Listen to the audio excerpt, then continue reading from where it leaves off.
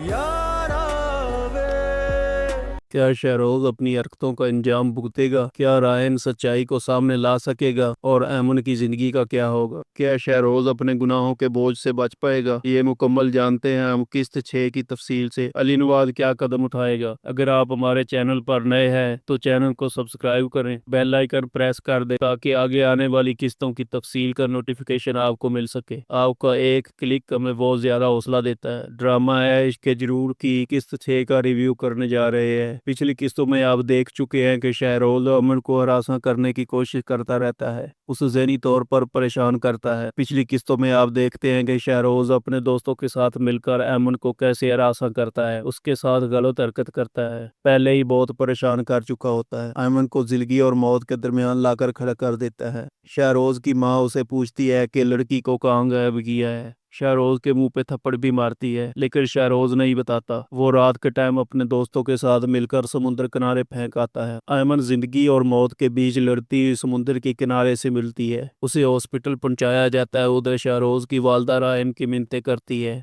कहती है मैं जानती हूँ शहरोज उसका सगा बेटा है, पर वो मोहब्बत तुमसे करता है। अब तुम ही इस मामले को सुलझा सकते हो, शहरोज को बचा सकते हो। मगर राहिम नहीं जानता कि शहरोज और उसकी माँ मिलकर मुझे फंसा रहे हैं, और हकीकत का भी राहिम को पता चल जाता है कि उनके बीच क्या चल रहा होता है। वो राहिम के पाँव पकड़ती है। राहिम कहता है मेरे पाँव ना पकड़ो, फिर भी आप एक माँ हो, मैं आपकी बहुत इज्जत करता हूँ, लेकिन आप जो कर रहे हो मैं मानता हूँ। आपका मुंह बोला बेटा, कभी एक बार आजमा कर तो देखती। फिर शहरोज की माँ कहती है कि किसी को सच पता ना चले, क्योंकि राहिम अमन के लिए सच्चाई को लेकर आगे बढ़ता है। राहिम को नहीं पता होता कि अमन किस हॉस्पिटल में है, और ना ही शहरोज और उसकी वालदा चाहती है कि रायन को उस हॉस्पिटल का पता चले, बल्कि शहरोज की वालदा अपने पीए को निगरानी के तौर पर भेज देती है ताकि रायन को पता ना चले और ना वो उस हॉस्पिटल तक पहुंच सके। आखिरकार वो शहरोज की वालदा को अपने पीए से बात करते हुए सुन लेता है और अस्पताल का पूछता है। वहां पहले से मौजूद पुलिस और अहमद के घर वाले और उसका कजन मगेतर जमाल होते हैं। राहिम से पूछते हैं कि तुम कौन हो जो अहमद के बारे पूछ रहे हो। जब राहिम अपने होटल के सामने से गुजरता है, बाकी वेटर लड़कियों में अहमद को मौजूद ना देखकर बहुत उदासी महसूस करता है। अहमद को ढूंढने हॉस्पिटल का रुख करता है। वहाँ पुलिस भी पूरी तरह अलर्ट होती है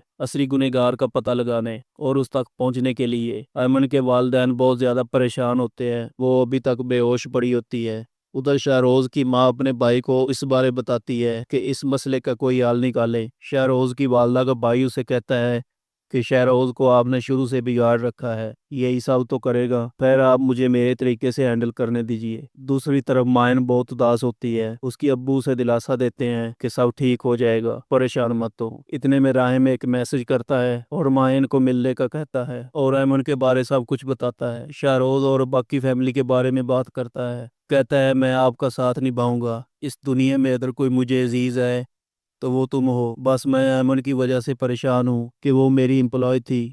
मैं इस हालत में पीछे नहीं हट सकता क्योंकि उसका जिम्मेदार शहरोज है, मैं उसे मरते हुए नहीं देख सकता। और मायन को तसल्ली देता है। तब तक कली नवाज को भी पता चल जाता है, लेकिन उसको भी राहिम का बताया जाता है कि ये सब राहिम ने किया है। शहरोज और उसकी अम्मी रायन को कसूरवार बना देते हैं। शहरोज अपने अब्बू से कहता है भाई का उसके साथ चक्कर था।